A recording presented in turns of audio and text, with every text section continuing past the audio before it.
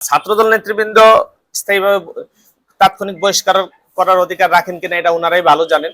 30 June আমাকে কোনো ধরনের পূর্ব নোটিশ এবং সুকজ নোটিশ ছাড়া, তদন্ত ছাড়া জাতীয়তাবাদী ছাত্রদলের কেন্দ্রীয় সংসদ ছাত্রদলের সকল পদ এবং সদস্য পদ থেকে স্থায়ীভাবে বহিষ্কার করে। তো আমাকে কোনো ধরনের কারণ জানানো হয়নি। নোটিশে উল্লেখ ছিল যে এখানে আমার সাংগঠনিক শৃঙ্খলা ভঙ্গের অভিযোগ।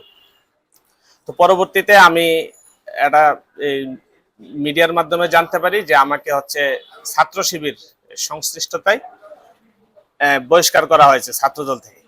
তো যে ভিডিওর জন্য আমাকে বহিষ্কার করা হয়েছে সেটি ছিল 2017 সনের, আজ থেকে প্রায় 7-8 বছর আগে।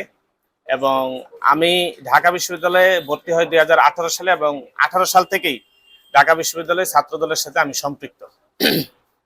আমি শিক্ষা ঐক্য ও প্রগতির পতাকাবাহী ঐতিহ্যবাহী সংগঠন বাংলাদেশ জাতীয়তাবাদী ছাত্রদল।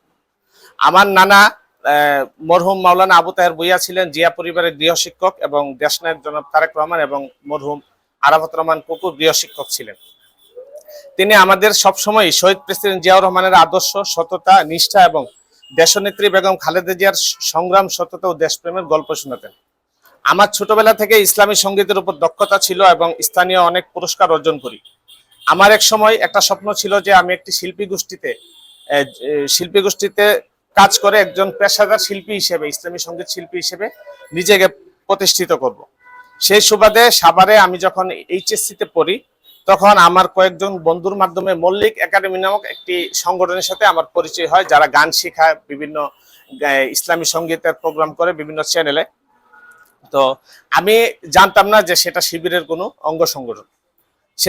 যখন আমি এই পরবর্তীতে ক্লাস শুরু করি, হঠাৎ করে একদিন বড় ভাইরা বললেন যে আগামীকাল একটি গানের শুটিং হবে, তোমরা রেডি হয়ে আসো। যেহেতু আমি একজন শিল্পী হওয়ার ট্রাই করতেছি, গান শিখতেছি, তো আমি উৎফুল্ল ছিলাম যে আমি কালকে আমার একটা শুটিং হবে এবং রেকর্ডিং হবে।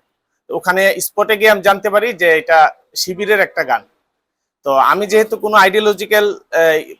আমার আইডিওলজি ছিল না বা নির্দিষ্ট কোনো দলের উপর আমার কোনো বিশ্বাস ছিল না, সেহেতু আমি কোনো আপত্তি করি না এবং সেই গানের একটা শর্ট ক্লিপে অংশগ্রহণ করি। আর এইচএসসি এক্সাম শুরু হয়ে যাওয়ায় মল্লিক একাডেমি ছেড়ে চলে আসি এবং আমি তাদের সাথে কোনো ধরনের যোগাযোগ রাখিনি।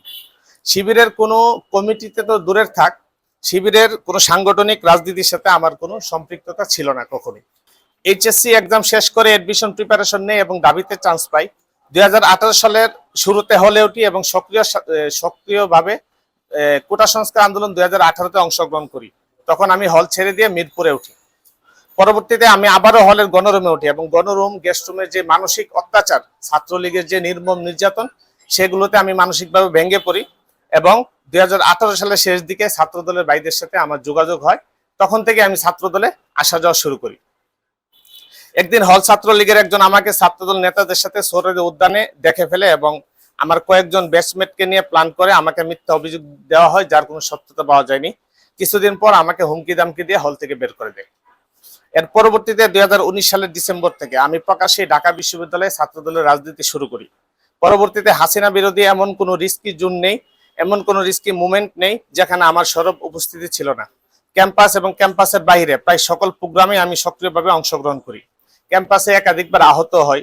ছাত্রদলের বর্তমান নেতৃবৃন্দ এর সাক্ষী। ছাত্র জনতার জুলাই আগস্ট আন্দোলনে আমি ছাত্রদলের হয়ে প্রতিদিন ঢাকার বিভিন্ন জায়গায় সক্রিয় অংশগ্রহণ করি এবং একাধিকবার আহত হই। বুক পকেটে চিঠি এবং আইডি কার্ডের কপি নিয়ে আমি আন্দোলনে যেতাম, যেন লাশটা অন্তত পরিবারের কাছে পৌঁছায়। 3 আগস্ট উত্তরে গ্রেফতার হয় এবং 2 জন পুলিশের সহায়তায় আমি সেখান থেকে মুক্তি পাই। 5 আগস্ট চানখারপুল আন্দোলনকারীদের সংগঠিত করার চেষ্টা করি এবং সফল হই। সেখানে আমার চোখের সামনে 5 জন শহীদ হয় এবং আল্লাহর অশেষ মেহেরবানিতে অল্পের জন্য প্রাণে বেঁচে ফিরি। 5 আগস্ট পরবর্তীতে আমি ছাত্রদলের নিয়মিত প্রোগ্রামের পাশাপাশি অনলাইনে জামাত, শিবির এবং এনসিপি কর্তৃক পরিচালিত দেশব্যাপী বিএনপির বিরুদ্ধে অপপ্রচারের জবাব দিতে থাকি এবং তাদের চক্ষুশূল হয়। তখনই কেউ কেউ এই ভিডিওর স্ক্রিনশট আমাকে ইনবক্সে দিয়ে হুমকি দিতে থাকে আমার রাজনীতি খেয়ে দেওয়ার। আমি আমার রাজনৈতিক ক্যারিয়ারের উপর আত্মবিশ্বাস থেকে আমার অবস্থানের উপর অটল থাকি এবং আমার কার্যক্রম আমি চালিয়ে যাই। পরবর্তীতে তারা তাদের এজেন্টের মাধ্যমে ছাত্রদল কেন্দ্রীয় নেতৃবৃন্দের কাছে সেই ভিডিওটি পাঠায় এবং নেতৃবৃন্দ আমার কোনো বক্তব্য না শুনে, আমাকে না জানিয়ে তড়িঘড়ি করে স্থায়ীভাবে বহিষ্কার করে দেন। আমি কেন দীর্ঘ 7 বছর আমার জীবন বাজি রেখে দলের জন্য জীবনের সবকিছু বিসর্জন দেওয়ার মূল্য পাবো না? এই প্রশ্ন আপনাদের মাধ্যমে আমি রেখে গেলাম।